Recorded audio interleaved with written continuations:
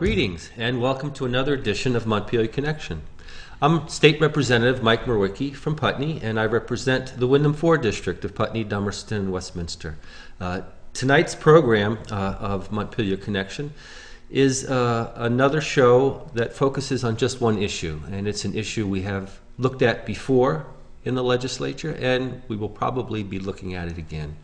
It has to do with the passing of all of us, and how do we react, how do we act in situations where there's a dire circumstance.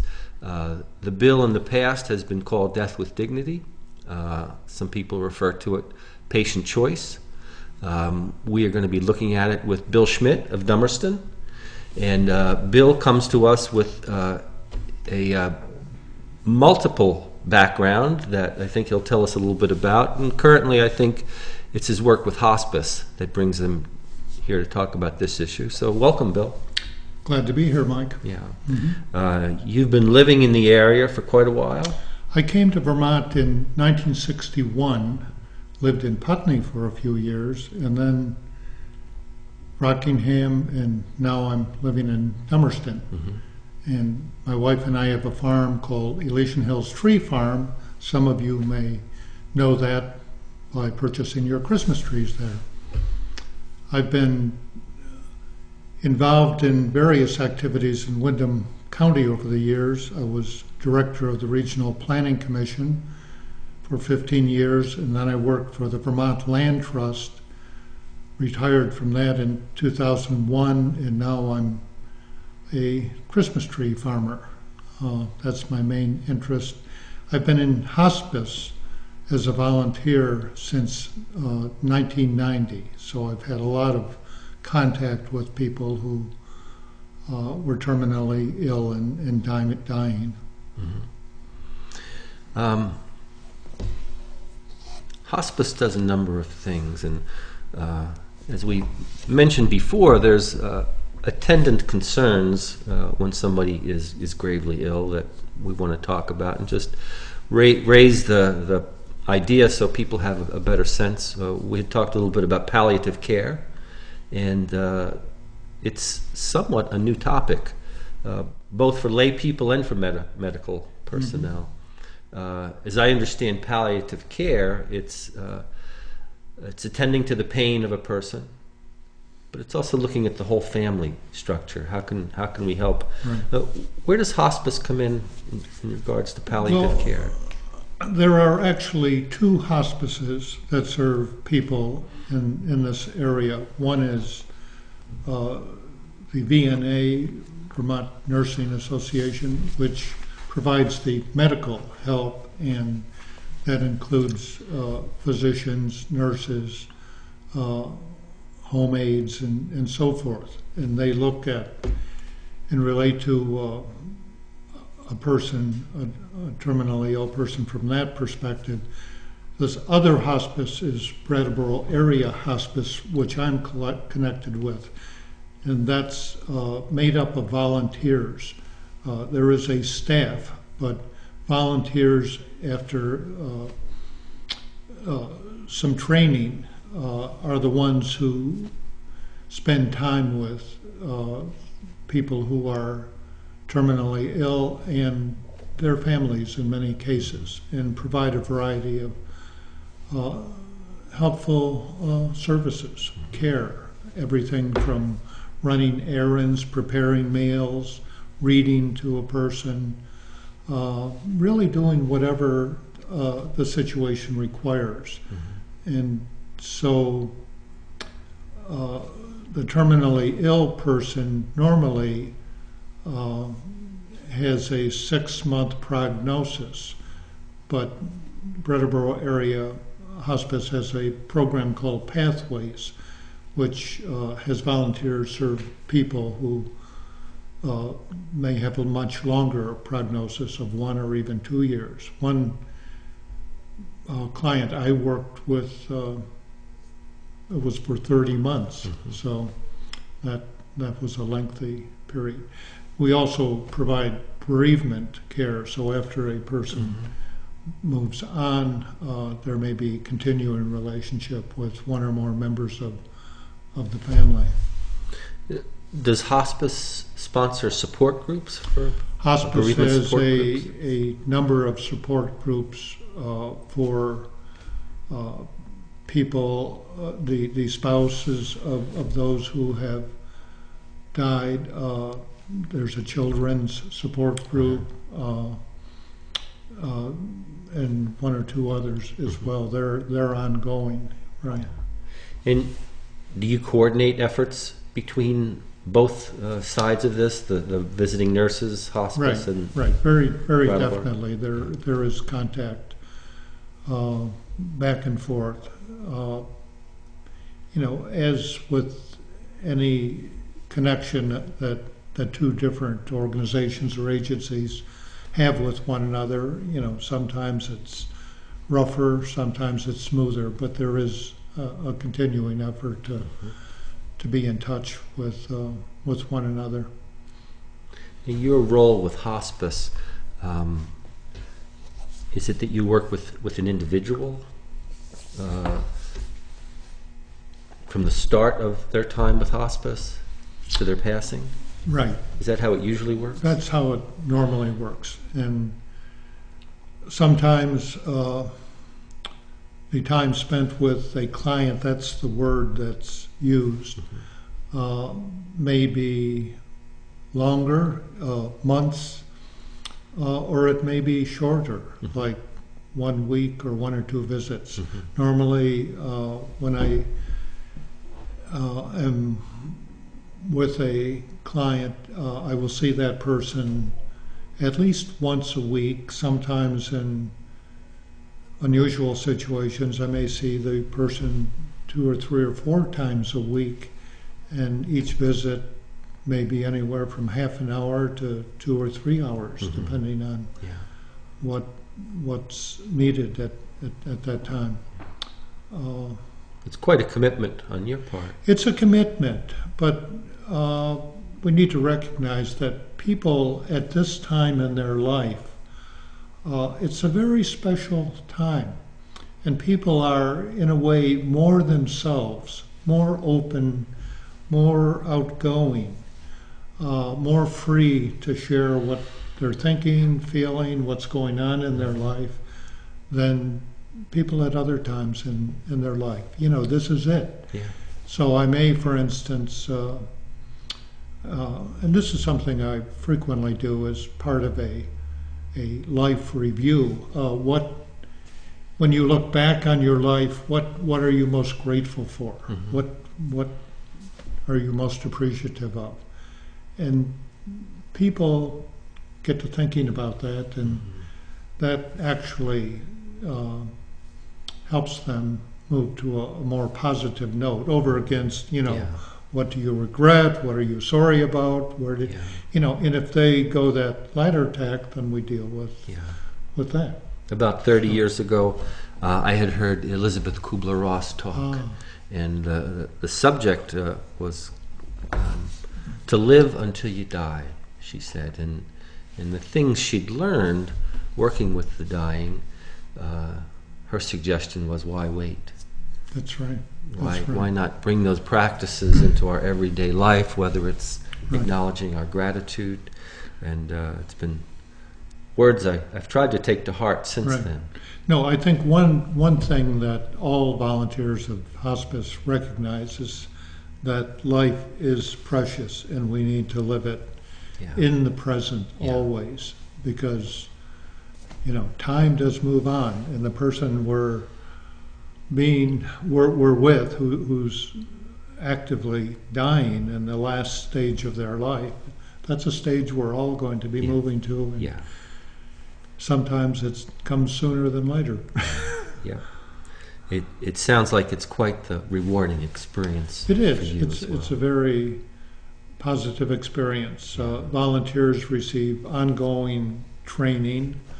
And there is a very good staff at Brattleboro Area Hospice that we relate to and is helpful. Can you share a little bit about What are the experiences you've had with clients at hospice that have moved you in this direction to support the death with dignity? Yeah. Let me make one thing clear before I answer that question. Hospice does not endorse the Death with Dignity program, if that's the word, or the legislation that's proposed. It's not opposed to it either. It's neutral. Yeah. And the policy of hospice on this subject indicates that hospice seeks to present clients all of the options available to them, but within the law. And presently, a death with dignity approach to dying is not within Vermont's law or the law of the United States. If it should come to pass, then that alternative would be presented along with, palliative care, do your advance directives, and so on, all of the other alternatives that are available. So, one, and maybe, I can talk a little bit about a client that I related to within the last several years. I saw her over over 3 months, and I visited her at least 3 times a week. And she was consciously dying. She was physically able, but she had declined to have a third pacemaker put in her body. And her physician said, if you don't have that third pacemaker, you will die within days, weeks, months. He couldn't be specific, but he knew that it would hasten her death. And she, for a variety of reasons, declined the third pacemaker. And she knew she would be dying sooner than later. And she made all of the preparations. She moved out of where she was living to a nursing home, gave all of her material things to family and friends, took care of her finances, made all of the preparations necessary. She was a very religious person, and she was convinced that she was going to move on to be with her Lord. And one of the things she said, as days and weeks turned into a few months, a couple of months, she said, I don't know why they're taking so long up there. It must be that angels are papering a room for me, and as soon as that's done, I'll move on. Now, she was different from most all of the other 35 clients I've had over the years. Was she suffering during that time? She wasn't physically suffering. Yeah. And I wouldn't say she was mentally suffering. She was ready to die. Yeah. And if anything, she was impatient to get on with it. And so, with her being the kind of person she was, with the religious faith she had, often when I saw her, I would do readings from the Bible or other poetry or other readings having to do with death and dying. And she appreciated that. She liked that. Now, she chose her way to die, and she was ready for death. For her, death wasn't the end of it all. She was going to move on to another life, and that was a really refreshing thing to about her. She got beyond the point of fearing physical death. She was welcoming it. So that was a very interesting situation. Another one, very quickly, an ALS person. I've worked with 3 ALS, Lou Gehrig's disease, people. And this one I was with about 2 years and watched him progress from the initial diagnosis to the point where he was in bed all of the time. All he could move were his toes and his eyelids. He could blink his eyes. He needed total care. He couldn't feed himself. He couldn't get up. It was a really sad situation. If I've got one personal fear that stands out, to be totally physically unable to move or do anything, but have your mind totally intact, that for me is living hell. And so that person finally died. He was taken to a nursing home, and that's where he finally passed. But relating to him through the various stages of his illness was tough. There were 6 of us volunteers relating to him at that time. Have you gleaned from clients you've worked with that had they had the option, they would have utilized it? I don't know. I think some of them may have. This first woman I described wouldn't have. She was waiting to go in God's good time, and that was her choice. Some others who were really suffering physically may have chosen this route, and maybe that should be described a little bit. The patient, the Death with Dignity bill that's in the legislature is modeled after Oregon's program, which passed in 1998. So it's been in effect for 14 years now. And what this provides is for a terminally ill person, and a terminally ill person in this legislation is one who has been diagnosed as having an incurable disease or illness with 6 months to live. And this prognosis has to be made by a physician and confirmed by a second physician. The person has to be over 18, mentally competent, and it has to be his or her choice to have the physician prepare a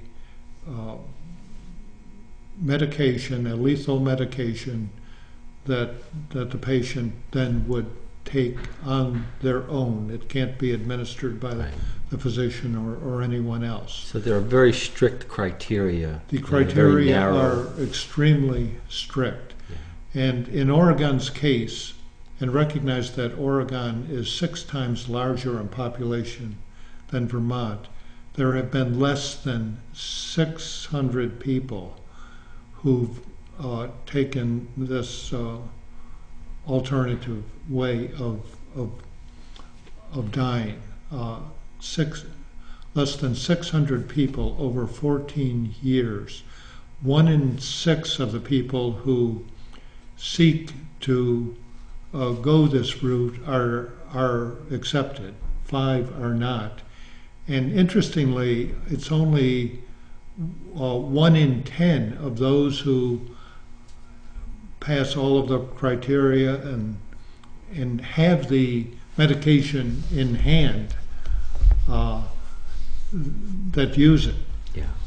I think it's very comforting for people, for those who don't, to know that it's there if I need it or if I really feel that's the way to go. There's also a psychological determination as part of that process, isn't that right? Right. A person has to be mentally and emotionally competent. If there's any question on the physician's part, then the physician has to advise counseling, in fact require it, perhaps even seeing a psychiatrist or a therapist.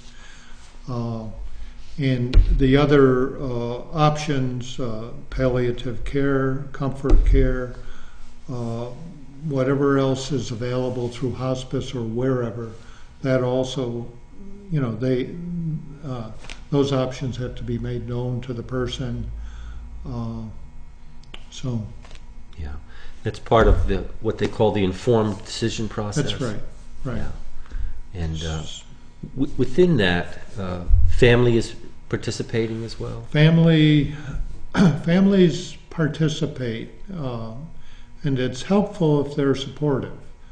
In the case of that woman I mentioned earlier who died, her family totally accepted her decision to go the route she did by declining a third pacemaker. Sometimes families are not supportive. They want to keep, Aunt Ellie or Cousin John or son Bill alive as long as possible, and they do everything they can to see that this happens. On the other hand, if the person himself or herself is of the mind and life is for them over and they're ready to move on, and then that's their choice. Yeah. There have to be 2 witnesses also beyond the physician's approval of the person taking this route. 2 other witnesses have to sign the letter that the patient writes asking for this to happen. The patient also has to verbally say they want to do this, and they have to do it verbally twice. And the second time is 15 days later, and the physician keeps telling them, if you want to change your mind, you can do it. So there are checks and balances throughout this drawn-out process, it sounds like. The critical thing, I think, about this whole approach is that it's the person's choice. Yeah. In choice in how we live, really needs to be extended to how we die and when we die, when in certain situations where there is extreme suffering. Modern medicine has done a lot through palliative care to relieve people of suffering, but there are some kinds of suffering, such as through bone cancer, that there are no treatments, and anyone who is in that kind of situation. The last time we went through this process, we held a public hearing on this, and we took a lot of testimony. One piece of testimony sticks out for me, and it was from a physician who was part of attending their parent as they were dying from bone cancer. And this is where it was shared that this is one of the cancers which, at an advanced stage, there are not medications we have which can touch that. And the suffering sounds like it was horrible for everyone involved. Along with this, we talked a little bit about advanced directives. And one of the things I would like to share that this is, whatever your age, it's time to have that discussion with yourself, with your family, to start thinking about the inevitable. We're all heading in that direction. whether we want to admit that or not. And for ourselves, for our families, putting that intention forward, I think, is beneficial for all of us. To look at whether this would be an option or what circumstances might bring this up, I think is a helpful thing to think about before we get sick, before we get to that point where those decisions are upon us, and we might not be in the best frame of mind to make a decision like that. You've been part of the advocacy for this for a few years. What are the plans moving forward from the organization? Well, there will be... And what's the name of the organization that you're... Patient Choices Vermont. Yeah. And it's a statewide group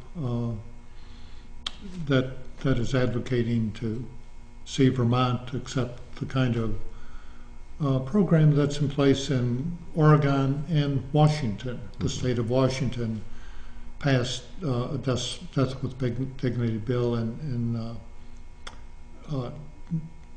2009. So there are 2 states that already have it, and there are some countries elsewhere in the world that have this. In Europe, Belgium, the Netherlands, Denmark, I think Switzerland, and others like Canada, England, Australia, New Zealand are actively considering legislation of this sort now. So there will be bills in the House and the Senate this winter. This is the 4th or 5th, maybe 6th effort to get the legislature to act on